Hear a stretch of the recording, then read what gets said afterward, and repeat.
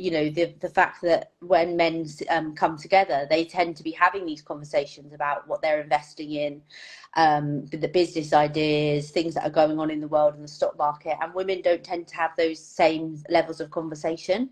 And it's all those small acts, as you say, that lead to such a great divide between the confidence that men have with their finances and the confidence that women do. It's about breaking down those barriers and removing that stigma and that feeling that finance isn't for you, because I think that that's a lot of it's something that a lot of people fall back on. What's happened in the last sort of 12 months and the volatility that we've seen and all the challenges from COVID, the war in Ukraine, inflation and interest rate rises has caused people to kind of feel that the ground shifting and the landscape's changing. And that can be quite a daunting thing for all of us. For me personally, what I've learned since becoming a financial advisor and the skills that I've learned, I wish that we'd been taught them at school, because it's really enabled me to kind of move forwards. And any sort of knowledge that I can share and impart in the sessions that I bring to try and build the confidence of the women that are coming to my club, that, yeah, is the fulfillment that is all the fulfillment that I need. So you're a financial planner, you work in wealth management, and you've recently launched a women's only club to promote financial independence and smart investment amongst women. I'm really keen to kind of dive straight into that, but kind of my first question to you is, what does financial empowerment mean to you? I think that it's about women having the freedom to, or everyone to have the freedom of choice with their finances and to understand. I think that a lot of us left school and education wishing that we knew more about finance and had more tools available to us to help navigate things that are really important in later stages of our lives. And so for me, and the reason why I've launched Frankie's, is to help educate women and build that confidence, because I think that that's really the key to a lot of the reasons why they challenge to not act or push it to the back of their minds. So when we first met, the way that you were introduced to me, it's like, okay, wealth management, financial planning. I was like, okay, that's not for me. That's for someone else. How do you kind of overcome that sense of like, who should be thinking about this, right? Because I feel that wealth is like a big word. Yeah. At what point does it begin to matter that we think about investing and using our money cleverly, and why does that matter? I think that it's really important. Like, I love the saying, and I use it all the time, that you should make your money work as hard as you do to earn it. And I think that there's an element that financial advice, in my opinion, is for everyone. There's different layers and stages of financial advice. All fully fledged sort of wealth management solutions obviously come at a cost, and there is a point whereby there's a lot of people that probably wouldn't necessarily be engaged with that at a certain time. But light touch financial planning and strategy planning and having somebody that you can bounce ideas off, I think, is really important. And really just sort of understanding, what are your goals, what are your objectives, where are you heading, what's your risk profile, and it's different for everyone. There's no right or wrong, but yeah, I think that there's definitely a need for people to kind of become more engaged. And another thing that I'd add to that is, I think there's so much information out there, yeah, that actually people get paralyzed into doing nothing. Because it's quite overwhelming if you don't really know where to start. So again, it's, for me, kind of the creation of the community and the membership is about trying to help as many people as possible to get that traction and that a place for them to be able to start building their own plans.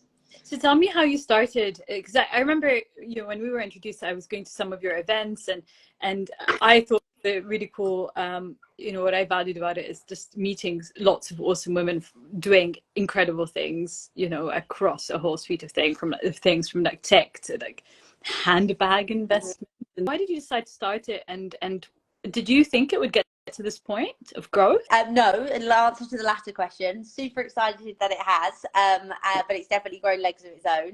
But ultimately, when I set it up 2.5 years ago, it was all about, for me, it was about finding clients and building relationships and connecting with people. I remember that I just qualified as an advisor, and I was sort of thinking, okay, well, how am I going to onboard clients? I'm wanting to kind of create and build my own that was reflective of my situation and my my kind of ethos and journey that I'm on as well. Just initially it was just 15-20 women that were coming together, talks on different topics from investments, pensions, ISAs, and then I teamed up with Bonhams, as you just alluded, and did could handbags be an asset class, and it sort of went off from there. And I now regularly get between 50 to 70 women a month coming to the talks.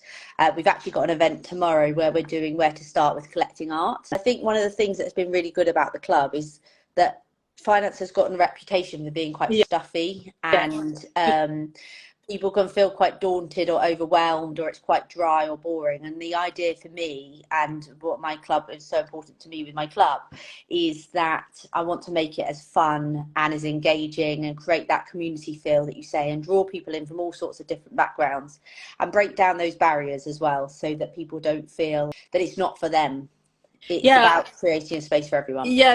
I know, thinking back to the events that I found fun, because of course, you know, we've had the events on pensions and whatever else, but you know, the ones that really stick to mind are the, I don't mean to be so stereotypical and girly, but you know, the one on diamonds and the one on handbags, and I'm looking forward to the art one tomorrow. I think it's important to have these conversations, and I don't necessarily know how to have them, or didn't know how to have them until you know, a community around me started engaging with me on these questions. It's really useful to have a forum in which we can talk really openly about money.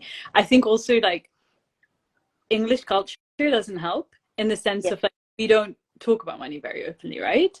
And you know, being on top of that, being female, again, in those networks usually, or in kind of our childhood as we're growing up, that's not, for me, my experience was, that's not kind of a space in which you talk about investments and finances and money and entrepreneurship and whatever else. And so I think those kinds of communities are super, super valuable.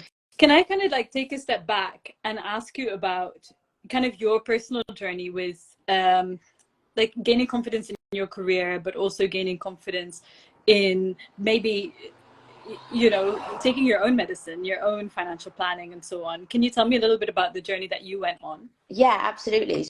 So I think that for me, like, had you said to me kind of 5-6 years ago that I would be doing the role that I'm doing now, I probably would have laughed at you.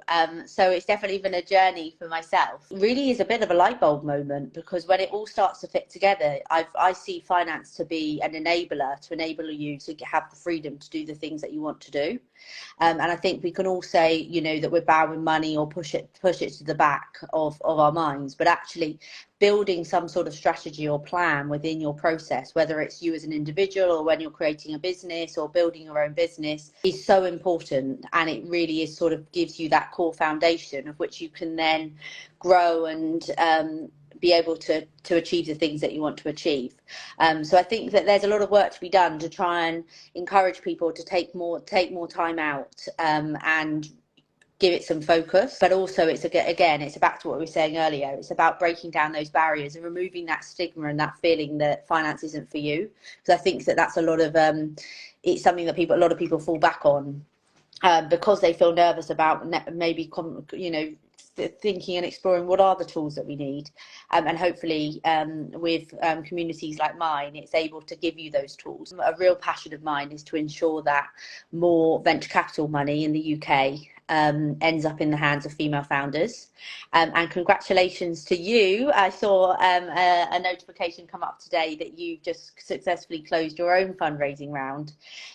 So big congratulations, and it's a hard old slog. So very well done. But again, that's another part of my sort of journey and mission within Frankie's, is really to help women to become more confident. And give women access to the right communities and the right networks to empower them and help them on their journeys. Because, you know, as I just said, it is hard to raise money, and it's a difficult feat. And I think sometimes, you know, venture capital, only 13% of women in the UK at the moment hold senior positions within the VC world and decision-making positions. So there's a lot of change across financial services, and a lot more women that I want to see at the table to drive that, so the decision-making, and drive more of the venture money into the hands of these female founders and give them the support that they need. Yeah. What do you feel are the kind of mental obstacles to overcome when you're working with your clients? What Yeah, are I the think challenges? Like what mindset changes are you trying to make with them or for them or help them get to? I think that it's confidence is a really big challenge for a lot of people. Is actually having the confidence to take a step out and look at and take a step back and really think about planning, but also having the confidence to make your money work hard for you. I think that we've been in a situation for the last 2 decades where we've had low inflation, low interest rates, and it's been relatively easy to borrow money. There's never been any sort of return on cash, and people have sort of just we've kind of gone along in that status quo. And I think what's happened in the last sort of 12 months and the volatility that we've seen and all the challenges from COVID, the war in Ukraine, inflation and interest rate rises has caused people to kind of feel that the ground shifting and the landscape's changing. And that can be quite a daunting thing for all of us, and particularly for those who are looking to start out on their journeys. And I think really what's the crux of what's happening at the moment, which is challenging, is that the road travelled isn't necessarily the road ahead, and therefore what worked in the 80s, 90s, early 2000s may not be what's going to work moving forwards, or potentially isn't working right now. And that's where, you know, for people like me, there comes a lot of opportunity, because there's a lot of people that are needing to review their strategies and review their planning to kind of navigate that. But really, that's the importance of these sorts of conversations. And I think that it's important to, you know, life has different trials and tribulations and routes, and it's, you know, you need to have flexibility, and that's what the benefit that an advisor can kind of bring to the table. But for me personally, what I've learned since becoming a financial advisor, and the skills that I've learned, I wish that we'd been taught them at school, because it's really enabled me to kind of move forwards. And any sort of knowledge that I can share and impart in the sessions that I bring, to try and build the confidence of the women that are coming to my club, that, yeah, is the fulfillment that is all the fulfillment that I need. You came to this from kind of a more traditional financial management background, and you know, my sense of that world, I've never been part of it, is that it's very dominated by men, and it's men mainly who are a bit older, especially on the wealth management side.